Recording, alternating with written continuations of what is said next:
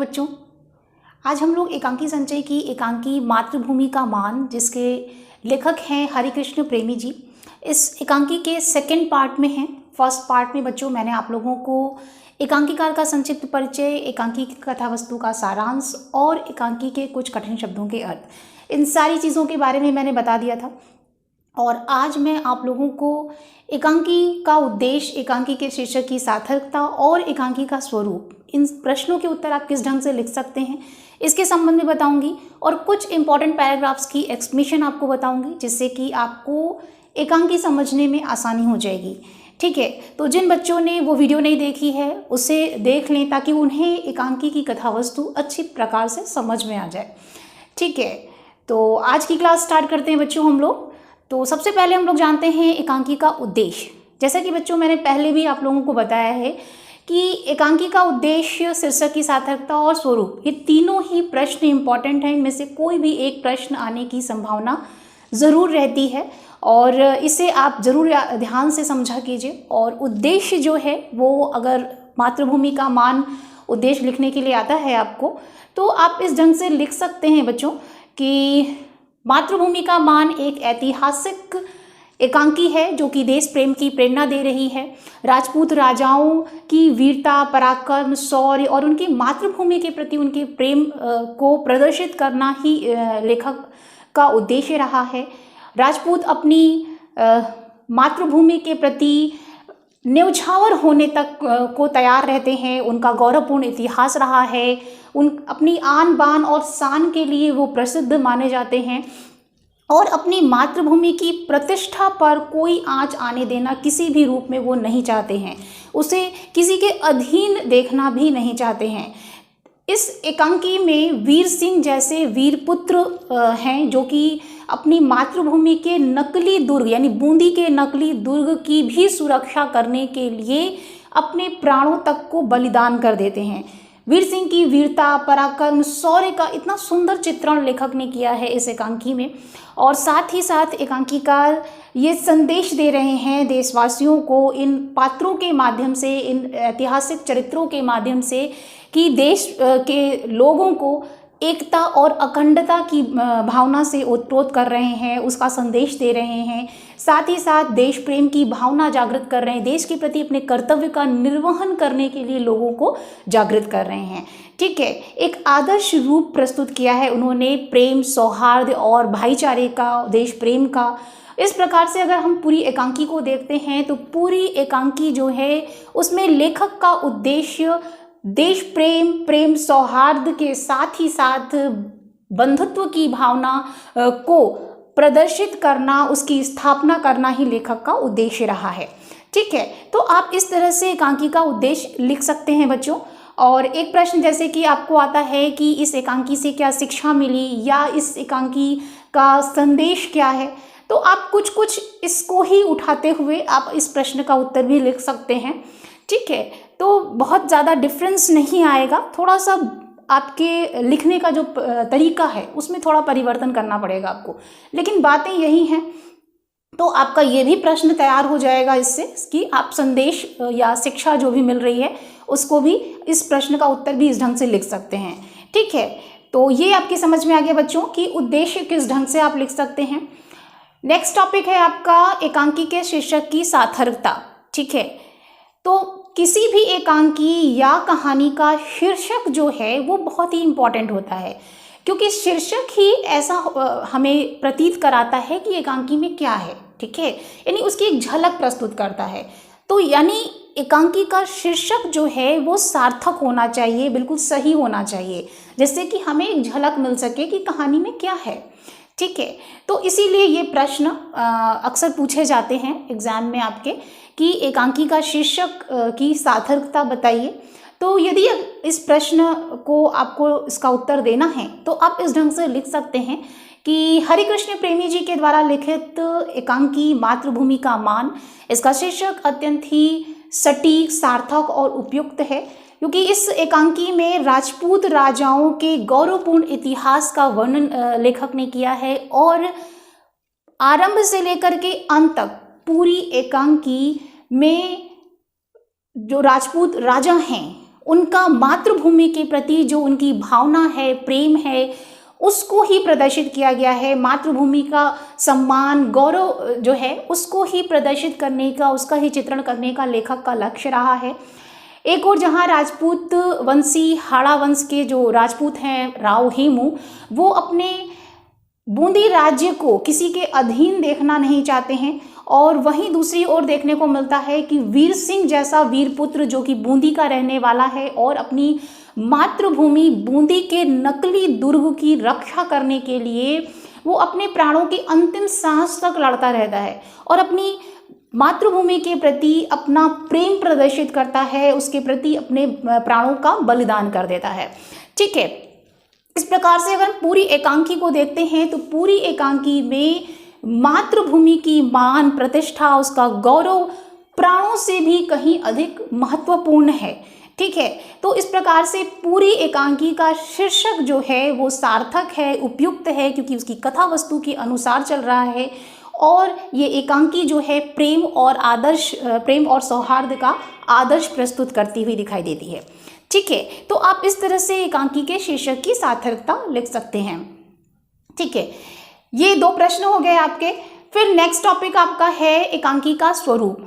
स्वरूप का अर्थ क्या होता है बच्चों, यानी एकांकी किस ढंग की है, कैसी एकांकी है या किस प्रकार की एकांकी है। तो ये प्रश्न जो है आ सकता है आपको। तो इसका उत्तर यदि आपको लिखना है तो आप इस ढंग से लिख सकते हैं कि मातृभूमि का मान ऐतिहासिक पृष्ठभूमि पर लिखी गई एक घटना प्रधान एकांकी है। इसमें राजपूत राजाओं के पराक्रम, वीरता, साहस का ही प्रदर्शन करना, उसका चित्रण करना ही लेखक का उद्देश्य रहा है। एक और जहाँ वीर राजपूत, हाड़ावंशी राजपूत राजा राव हेमू जो कि मेवाड़ की अधीनता को स्वीकार नहीं करते हैं और अपनी मातृभूमि को स्वतंत्र देखना चाहते हैं, तो इससे उनकी मातृभूमि के प्रति उनका प्रेम, उनका साहस, उनकी वीरता ही परिलक्षित होती है। और वहीं पर हम देखें तो वीर सिंह जैसा वीरपुत्र जो कि अपनी मातृभूमि की रक्षा के लिए अपने प्राणों को बलिदान कर देता है। यानी पूरी एकांकी मातृभूमि के मान, उसकी प्रतिष्ठा की भावना को ही लेकर चलती है, उससे ही ओतप्रोत है।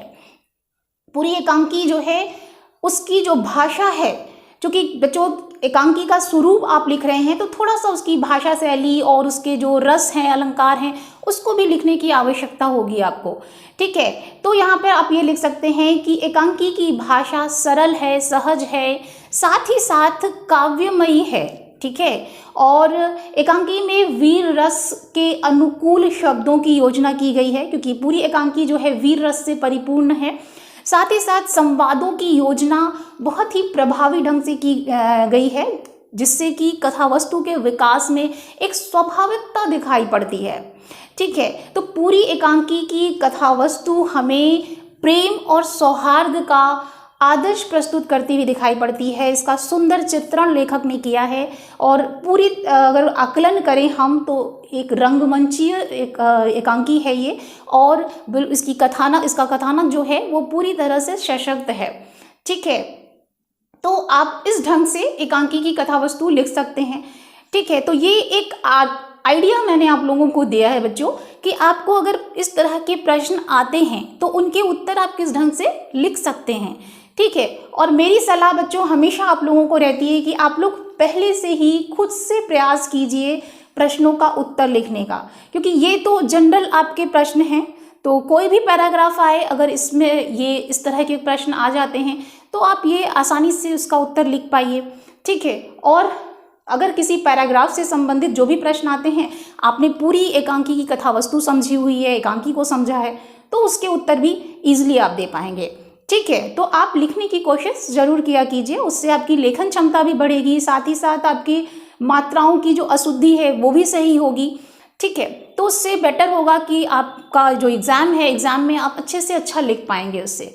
ठीक है, तो ये तीनों ही प्रश्नों के उत्तर आप किस ढंग से लिख सकते हैं इसके संबंध में आपने जान लिया। अब मैं आप लोगों को बच्चों थोड़ा सा कुछ इंपॉर्टेंट पैराग्राफ्स हैं जिसकी एक्सप्लेनेशन बता देती हूँ, जिससे कि आपको बेहतर तरीके से समझ में आ जाए एकांकी। ठीक है, तो मैं आप लोगों को अपनी पुस्तक के पेज के अनुसार बताती चलती हूँ, आप अपनी पुस्तक के अनुसार देख लीजिए उसको। ठीक है, तो यहाँ पर है बच्चों 29 पेज नंबर पे मेरी पुस्तक में 29 पेज नंबर पर एक पैराग्राफ है, यहाँ पर राव हेमू का कथन है। वो कहते हैं, प्रेम का अनुशासन मानने को हाड़ा वंश सदा तैयार है, शक्ति का नहीं। ठीक है, तो ये पैराग्राफ अच्छा पैराग्राफ है, ये आपके एग्जाम में इस तरह के प्रश्न आ सकते हैं, इस पैराग्राफ को लिया जा सकता है। ठीक है, क्योंकि पैराग्राफ तो आपका 1-2 लाइन का ही होता है, लेकिन प्रश्न जो आते हैं बच्चों वो एकांकी में किसी भी जगह से पूछे जा सकते हैं। ज़रूरी नहीं है होता है कि आपको सेम सिर्फ लाइन से ही प्रश्न आएंगे। ठीक है, तो आपको पूरी एकांकी अच्छे से समझने की आवश्यकता है, तो उसे आप ज़रूर ध्यान से समझिए। तो यहाँ पर क्या है कि प्रेम का अनुशासन मानने को हाड़ावंश सदा तैयार है और शक्ति का नहीं। मेवाड़ के महाराणा को यदि अपने ही जाति भाइयों पर तलवार आजमाने की इच्छा हुई है तो उससे उन्हें कोई रोक नहीं सकता। बूंदी स्वतंत्र राज्य है और स्वतंत्र रहकर वह महाराणाओं का आदर करता रह सकता है, अधीन होकर किसी की सेवा करना पसंद नहीं करता। यहाँ पर बच्चों उस समय का प्रसंग है ये, जब राव हेमू के समक्ष अभय सिंह आते हैं। वो कहते हैं कि मेवाड़ की अधीनता स्वीकार करने की आज्ञा लेकर के आते हैं। तो यहाँ पर राव हेमू जो हैं वो चूँकि भले ही छोटे राज्य है, बूंदी छोटा राज्य है और मेवाड़ जो है वो क्या है, वो बड़ा राज्य है, और भले ही मेवाड़ का इतिहास जो है वो गौरवपूर्ण रहा है, लेकिन यहाँ पर बूंदी भी जो है वो कम गौरवपूर्ण इतिहास उसका नहीं रहा है। उसके जो वीर हैं, शासक हैं, वो वीर है, पराक्रमी हैं, तो वो भी किसी से कम नहीं हैं। यहाँ पर यही बात है। तो इस बात की ही चर्चा अभय सिंह और राव हेमू के बीच में होती रहती है, और बूंदी के शासक राव हेमू का कहना है कि बूंदी जो है वो प्रेम का अनुशासन मान सकती है। यानी यहाँ पर कहने का तात्पर्य ये है कि मेवाड़ वंश के राजा महाराणा लाखा जो है उन्हें एक दम्भ हो गया है अपनी शक्ति का, अपने पराक्रम का। तो उस पराक्रम का उन्हें अहंकार है। यदि वो अपनी शक्ति के अधीन अगर हमें करना चाहते हैं तो हम उनकी शक्ति की अधीनता यानी उनकी शक्ति की जो गुलामी है उसको स्वीकार नहीं करेंगे। ठीक है, हम प्रेम के अनुशासन को स्वीकार करेंगे। यानी जो वीर होते हैं ना बच्चों, वो अगर शक्ति का के अनुसार उन्हें झुकाने की कोशिश की जाएगी तो निश्चित रूप से वो अपनी शक्ति का प्रदर्शन करेंगे। उसके आधार पर ही वो अपने आप को कम या अधिक आंकेंगे, उसका मूल्यांकन उसके आधार पे होगा। लेकिन अगर प्रेम पूर्वक उनसे कोई कार्य करवाया जाए तो वो ईजिली उस कार्य को करने को तैयार हो सकते हैं। तो ये एक वीर जो राजा है उनकी कथन है यहाँ पर कि प्रेम का अनुशासन तो हमेशा से बूंदी के लोग मानते रहे हैं और मानते रहेंगे, लेकिन शक्ति का अनुशासन नहीं मानेंगे, यानी गुलामी को स्वीकार नहीं करेंगे। बूंदी हमेशा से सिसोदिया राजाओं का, मेवाड़ के राजाओं का हमेशा से साथ देता रहा है और आज भी देता रहेगा, लेकिन गुलाम होकर के उनकी सेवा नहीं करेगा, बल्कि वो स्वतंत्र होकर के एक भाई भाई के रूप में वो उनका सहयोग हमेशा करता रहेगा। अगर बाहरी आक्रमण होते हैं तो उनका सहयोग के लिए वो हमेशा तत्पर है। उनका आदर सम्मान उनके मन में हमेशा के लिए बना हुआ है। ठीक है, तो यहाँ पर यही बात और जो राव हेमू हैं वो अभय सिंह से कहते हैं। ठीक है, भले ही जो महाराणा लाखा हैं उनकी अगर इच्छा है कि अपने भाइयों पर तलवार आजमाने की तो वो कर सकते हैं ऐसा। उन्हें अगर लगता है कि वो ज़्यादा वीर हैं तो वो अपनी वीरता का प्रदर्शन कर सकते हैं, लेकिन हम लोग जो हैं अपनी शक्ति का प्रदर्शन तो कर सकते हैं, लेकिन शक्ति की अधीनता स्वीकार नहीं करेंगे। प्रेम की बात अगर है तो प्रेम पूर्वक हम किसी भी तीसरे व्यक्ति से युद्ध के लिए तैयार हैं। हम भाई भाई हैं, हम सभी राजपूत जो है मिल करके विदेशियों का आक्रमण का जवाब देंगे। ठीक है, तो ये था। और नेक्स्ट है बच्चों 31 पेज पर, यहाँ पर महाराणा लाखा इनका कथन है, उनके पौरुष की परीक्षा का दिन आ पहुंचा है। महारावल बाप्पा का वंशज मैं लाखा प्रतिज्ञा करता हूँ कि जब तक बूंदी के दुर्ग में ससैन्य प्रवेश नहीं करूँगा, अन्न जल ग्रहण नहीं करूँगा। ठीक है, तो यहाँ महाराणा लाखा उस समय का प्रसंग है जब महाराणा लाखा जो है नीमरा के मैदान में हाड़ा वंश के जो लोग थे उनसे वो हार जाते हैं, यानी पराजित होकर के ही चले आते हैं। यहाँ पे ये कथन है अभय सिंह का कि उन लोगों ने रात में जो है आक्रमण किया था, जिसके कारण हमारे जो सैनिक हैं वो भाग आते हैं, ठीक है, और हम लोग आपको ज़बरदस्ती वहाँ से लेके आते हैं। ये अभय सिंह का कथन है। लेकिन महाराणा लाखा चूँकि वीर हैं, राजपूत हैं, तो उन्हें क्या लगता है कि वो पराजित होकर के आ गए हैं, वो आत्मग्लानि से भरे हुए हैं और उन्हें ऐसा लगता है कि उन्होंने अपने वंश का नाम जो है कलंकित किया है।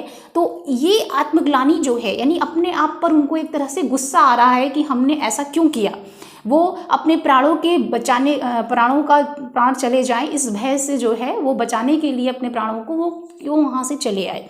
तो ये आत्मग्लानि से भरे हुए हैं और वो चाहते हैं कि अब बूंदी पर आक्रमण किया जाए और उस पर विजय प्राप्त की जाए और बूंदी को अधीन किया जाए। तो इसी बात को वो कहते हैं। तो अभय सिंह समर्थन करते हैं कि हाँ ठीक है, हम लोग जो है इस विषय में हम लोग विचार करेंगे और हम लोग बूंदी को कैसे अपने अधीन कर सकते हैं, ऐसा करने के लिए हम लोग आपके साथ हैं, पूरी जो सेना है वो आपके साथ है।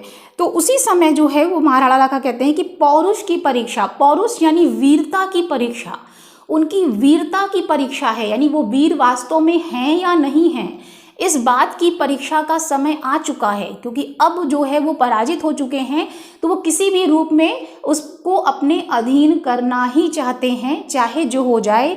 जब वो उसी दौरान जो है वो प्रतिज्ञा करते हैं, प्रॉमिस करते हैं कि महारावल बाप्पा का जो वंशज है ये। यहाँ पर बच्चों मैंने आप लोगों को बताया था कि बाप्पा जो है यहाँ पे राजा थे, यानी सिसोदिया वंश के संस्थापक थे बाप्पा रावल, ठीक है। तो ये कालभोज जो है उनका वास्तविक नाम था। तो महारावल बाप्पा के वंशज हम लोग हैं और लाखा जो है, महाराणा लाखा, वो प्रतिज्ञा करते हैं कि जब तक वो बूंदी के दुर्ग में ससैन्य प्रवेश नहीं करेंगे, यानी सैनिकों के साथ, यानी बूंदी को वो जीत करके सैनिकों के साथ उस दुर्ग में, उस किले में प्रवेश नहीं कर लेते, तब तक वो अन्न जल ग्रहण नहीं करेंगे, यानी कुछ भी खाएंगे पिएंगे नहीं, ठीक है। तो इस तरह की वो प्रतिज्ञा करते हैं। यहाँ पर एक वीर की प्रतिज्ञा है, वीर का अपने एक तरह का प्रण है कि ये कार्य उन्हें करना है, चाहे कुछ भी हो जाए, और वो अपनी पूरी सेना को अपने साथ देखना चाहते हैं, ठीक है। तो उसी के नीचे एक और पैराग्राफ है बच्चों, 31 पेज पे ही। महाराणा, आप क्या कहते हैं सेनापति, क्या कभी आपने सुना है सूर्यवंश में पैदा होने वाले पुरुष ने अपनी प्रतिज्ञा को वापस लिया हो? प्राण जाए पर वचन न जाए, यह हमारे जीवन का मूल मंत्र है। जो तीर तरकस से निकलकर कमान पर चढ़कर छूट गया, उसे बीच में नहीं लौटाया जा सकता। मेरी प्रतिज्ञा कठिनाई से पूरी होगी, यह मैं जानता हूँ, और इस बात की हाल में के युद्ध में ही पुष्टि हो चुकी है, ठीक है। तो यहाँ पर बच्चों क्या है कि जब ये महाराणा लाखा जो है इस तरह की प्रतिज्ञा कर लेते हैं, तो अभय सिंह जो हैं उन्हें समझाते हैं कि आप इस तरह की जो प्रतिज्ञा कर रहे हैं वो बहुत ही कठोर प्रतिज्ञा है। क्यों कठोर प्रतिज्ञा है? क्योंकि वास्तव में जो वीर हैं वो हाड़ा जो हैं, हाड़ा जाति के लोग जो हैं, बूंदी के जो लोग हैं वो वीर हैं और उनकी वीरता पे शक नहीं किया जा सकता। ये बात सही है कि मेवाड़ के लोग भी राजपूत हैं, वो वीर हैं, पराक्रमी हैं, उनकी ही जीत होगी। लेकिन इस बात से कहीं भी संशय नहीं किया जा सकता है कि जो हाड़ा वंश के लोग हैं वो भी जो है वीर हैं। यानी कह सकते हैं कि हमारा दुश्मन जो है वो कमज़ोर नहीं है, उसको हम कमज़ोर मान करके नहीं समझ रख सकते। तो निश्चित रूप से उनको पराजित करने में थोड़ा समय लग सकता है, थोड़ा वक्त लग सकता है। तो निश्चित रूप से अगर आप अन्न जल ग्रहण नहीं करेंगे, इस तरह की भीषण प्रतिज्ञा आपने की है, यानी इस तरह का आपने प्रण किया है, कठिन प्रण किया है, तो ये प्रण आप मत कीजिए, ठीक है। कि अन्न जल अगर ग्रहण नहीं करेंगे महाराणा लाखा, तो निश्चित रूप से वो क्या हो जाएंगे, कमज़ोर हो जाएंगे, निर्बल हो जाएंगे। तो वो मैदान में अपने दुश्मन का सामना जो है वो भली भांति नहीं कर पाएंगे। तो इसीलिए अभय सिंह उनको समझाते हैं। लेकिन अब महाराणा लाखा क्या कहते हैं कि मैं तो सूर्यवंशी हूँ। क्या आपने ऐसा सुना है कि सूर्यवंश का कोई ऐसा व्यक्ति हो? यहाँ पर क्या है बच्चों कि मैंने पहले ही आपको बताया था कि सिसोदिया जो लोग थे वो क्या थे, वो सूर्यवंशी थे, ठीक है।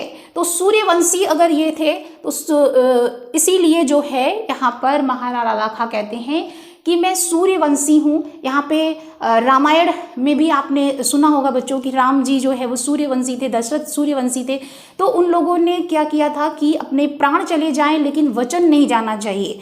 ठीक है, यानी अगर उन्होंने किसी चीज़ की प्रण कर लिया है, किसी से कोई बात कह दी है, तो वो निश्चित रूप से उसे करते ही करते हैं, चाहे कैसी भी स्थिति आ जाए।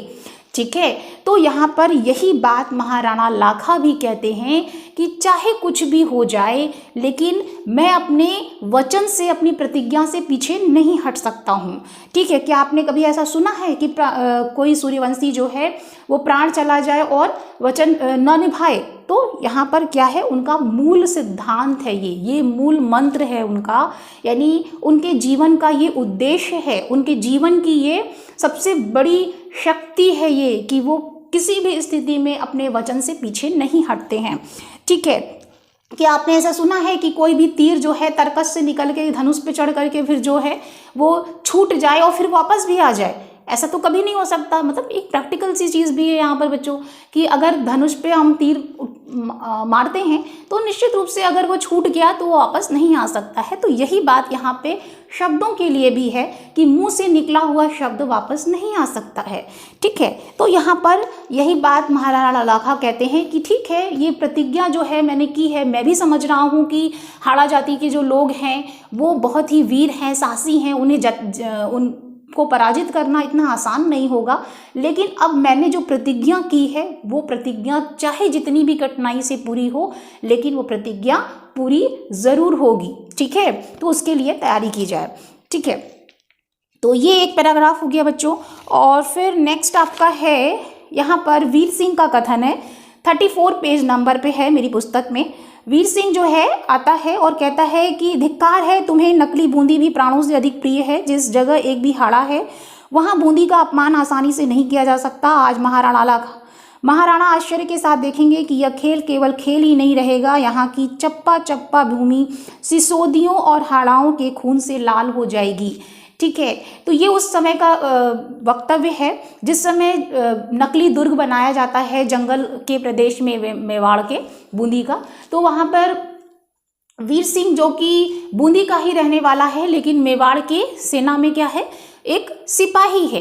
तो वो अपने साथियों के साथ वहाँ आता है और जब देखता है कि बूंदी का किला बना तो उसके भीतर जो है मातृभूमि के प्रति मान जागृत हो जाता है, क्योंकि बूंदी जो है वो उसकी मान और प्रतिष्ठा का प्रश्न बन जाती है यहाँ पे। तो वही अपने जो साथी थे वो लोगों से बातचीत करता है कि भले ही ये नकली दुर्ग है, ठीक है, उसका साथी कहता है ना कि ये तो बूंदी का नकली दुर्ग है, तो अगर महाराणा लाखा जो है इसका विध्वंस करके अपनी प्रतिज्ञा पूरी करना चाहते हैं तो क्या हुआ। लेकिन यहाँ पर वीर सिंह की जो भावना है वो क्या है, वो ये है कि भले ही वो नकली है लेकिन है तो प्रतीक मेरी जन्मभूमि का, मेरी मातृभूमि का प्रतीक है। ठीक है, यानी महाराणा लाखा जो हैं, जो कार्य करने जा रहे हैं, वो वास्तव में अगर देखा जाए तो उनकी जो सोच है वो तो यही है कि वो बूंदी को पराजित करना चाहते हैं। तो जब तक भी एक भी हाड़ा जो है वो जीवित है तब तक वो अपने मातृभूमि की प्रतिष्ठा के लिए लड़ता रहेगा, उसको अपमानित नहीं होने देगा। तो यही बात वो अपने साथी से कहता है कि धिक्कार है अगर इस नकली बूंदी को के जो दुर्ग है, यहाँ पे सोच की बात है, यहाँ पे किसी नकली बूंदी के दुर्ग और असली दुर्ग की बात नहीं है, यहाँ पे सोच की बात है। और राजपूत जो वीर होते हैं वो अपनी सोच में भी अपनी मातृभूमि का अपमान सहन नहीं कर सकते। ठीक है, तो यही बात यहाँ पर वीर सिंह जो है उसके वक्तव्य से दिखाई देती है वक्तव्य में। तो नकली बूंदी का दुर्ग भी जो है हमारे प्राणों से हमारे लिए अधिक प्रिय है, और जब तक कोई भी एक हाड़ा जो है जीवित है तब तक नकली बूंदी का दुर्ग हो चाहे असली दुर्ग हो, उसकी रक्षा के लिए, उसके मान के लिए हम अपने प्राणों का बलिदान भी कर देंगे। ठीक है, तो आज वो कहते हैं कि महाराणा लाखा देखेंगे कि आश्चर्य के साथ कि यहाँ की जो भूमि है वो सिसोदिया और हाड़ाओं की खून से लाल हो जाएगी। ठीक है, तो ये समझ में आ गया बच्चों आपको।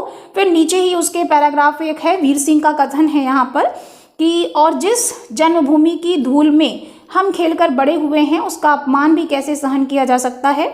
जब कभी मेवाड़ की स्वतंत्रता पर आक्रमण हुआ है, हमारी तलवार उनके नमक का बदला दिया है। लेकिन जब मेवाड़ और बूंदी के मान का प्रश्न आएगा, हम मेवाड़ की दी हुई तलवारें महाराणा के चरणों में चुपचाप रख विदा लेंगे और बूंदी की ओर से प्राणों की बलि देंगे।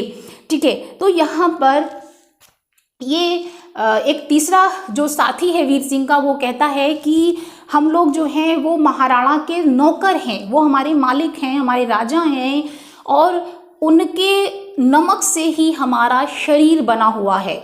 तो हम लोग का कर्तव्य है कि हम लोग अपने राजा की प्रतिज्ञा को पालन करने में उनका पूरा सहयोग करें। ठीक है, तो उनके उसमें रुकावट ना बने। तो इस पर वीर सिंह कहता है कि हम लोग ठीक है, हम लोग निश्चित रूप से राजा का नमक खा रहे हैं, तो उसके प्रति हमारा फर्ज बनता है, हमारा कर्तव्य है कि हम लोग उनकी सेवा करें, उनके हर आज्ञा का पालन करें, अपने जान दे करके भी हम लोग उनकी आज्ञा का पालन करें। लेकिन बूंदी क्या है? बूंदी हमारी जन्मस्थली है। ठीक है, यानी जन्मभूमि की धूल में हम खेलकर बड़े हुए हैं, यानी जहां हमने जन्म लिया है उस बूंदी का अपमान हम कैसे सहन कर सकते हैं। ठीक है, जब भी ऐसा हुआ है कि मेवाड़ पर कोई आक्रमण हुआ है या कोई ऐसी स्थिति आई है कि जब हमें महाराणा की तरफ से लड़ने की स्थिति आई है, तो हम लोगों ने हमेशा महाराणा का साथ दिया है, उनके नमक का फर्ज में हम लोगों ने अदा किया है।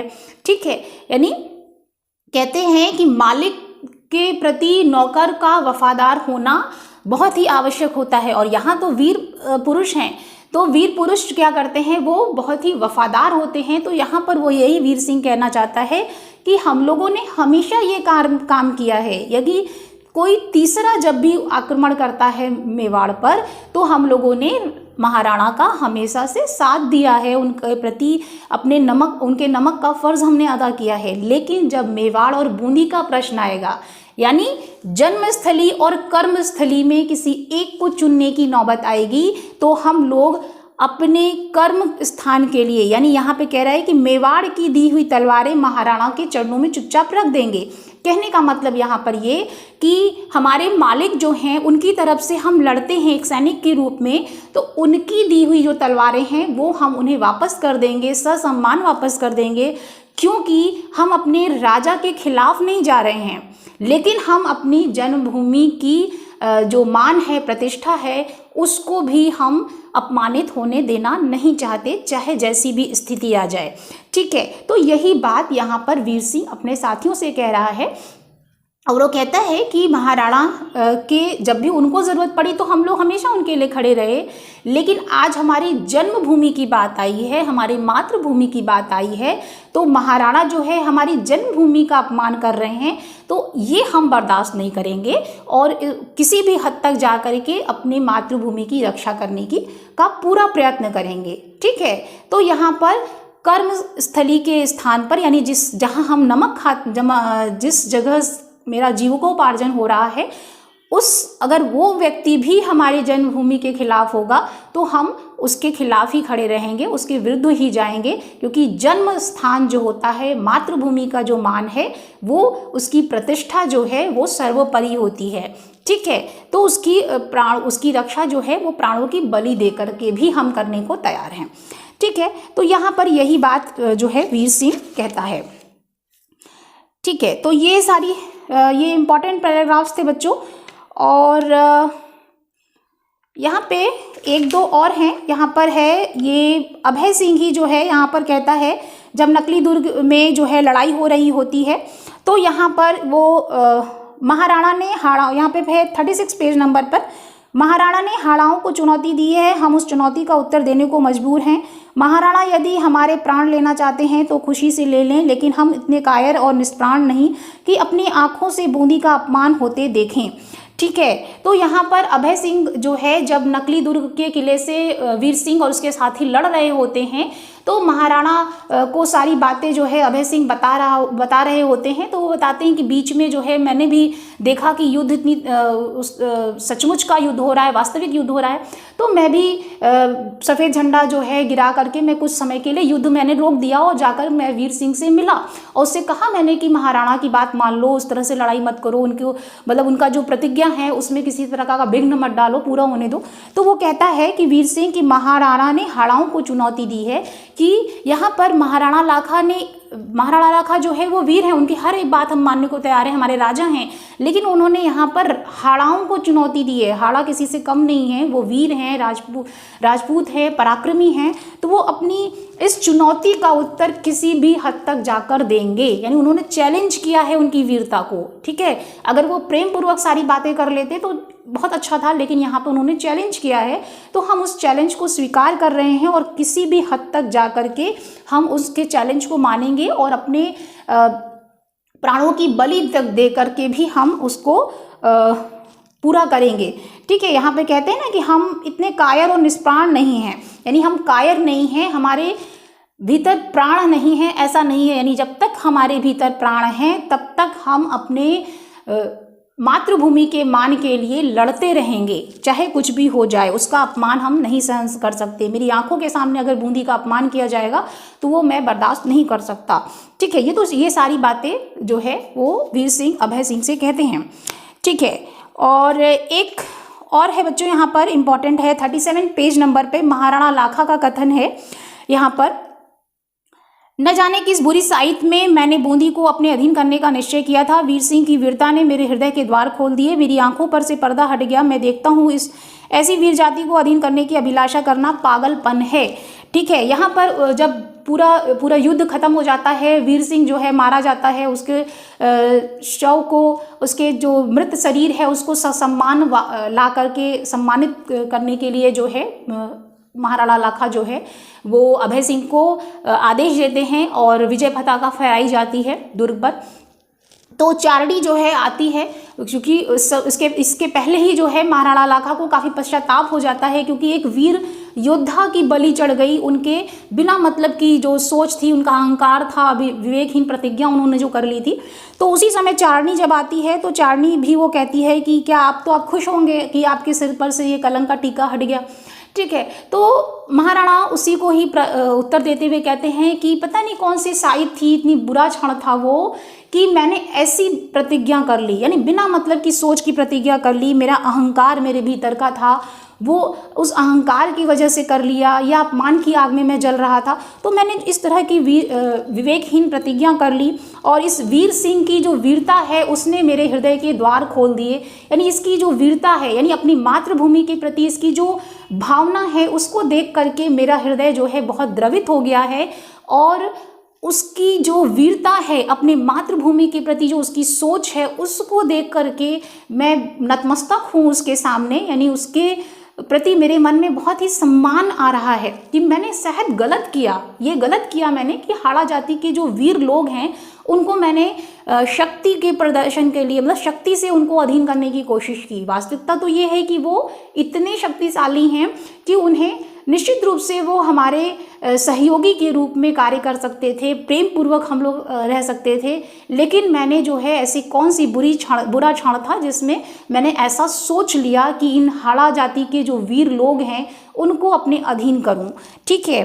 तो ऐसी वीर जाति को अपने अधीन करना ये पागलपन है, ऐसी अभिलाषा करना, ऐसी इच्छा करना जो है वो एक मूर्खतापूर्ण चीज़ है, ठीक है। उनको भी एहसास चूंकि महाराणा लाखा को हो चुका होता है कि ये इतने वीर लोग हैं जो किसी भी कीमत पर, नकली दुर्ग है, सिर्फ एक प्रतीक है, लेकिन उसकी रक्षा करने के लिए जब वो इस हद तक जा सकते हैं, अपने प्राणों का बलिदान कर सकते हैं, मुट्ठी भर लोग जो है उसके लिए लड़ सकते हैं, तो जब पूरा वास्तव में जब पूरी जो हाड़ा जाति के लोग होंगे, हाड़ा जाति के जो सैनिक हैं वो अगर सामने आ गए तब फिर क्या होगा, ठीक है।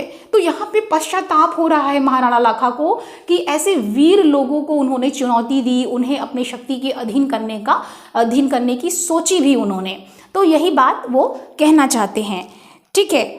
तो ये थे इम्पॉर्टेंट पैराग्राफ्स बच्चों, जिसकी एक्सप्लेनेशन मैंने आप लोगों को बताई। इससे रिलेटेड एग्जाम में प्रश्न आने की संभावना हो सकती है, तो आप स्वयं से भी इस पे प्रश्न बनाइए और उसके उत्तर लिखने की कोशिश कीजिए। और कम से कम 2 से 3 बार एकांकी को अच्छे से पढ़िए ज़रूर, ताकि आपको जो मुख्य बातें हैं वो अच्छे से समझ में आ जाए, ताकि किसी भी प्रश्न का उत्तर देना आपके लिए आसान हो जाए, ठीक है। और मैंने आप लोगों को पूरा पाठ समझा दिया।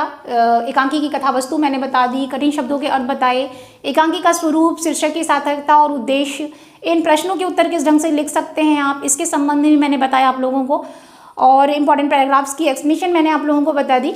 तो उम्मीद करती हूँ बच्चों कि आपको पाठ समझ में आ गया होगा, और नेक्स्ट क्लास में बच्चों मैं आप लोगों को इससे रिलेटेड कुछ प्रश्नों के उत्तर लिखने का ढंग बताऊंगी कि किस तरह से प्रश्न इस पे आ सकते हैं और उसके उत्तर आप किस ढंग से लिख सकते हैं, इसके संबंध में बताऊंगी।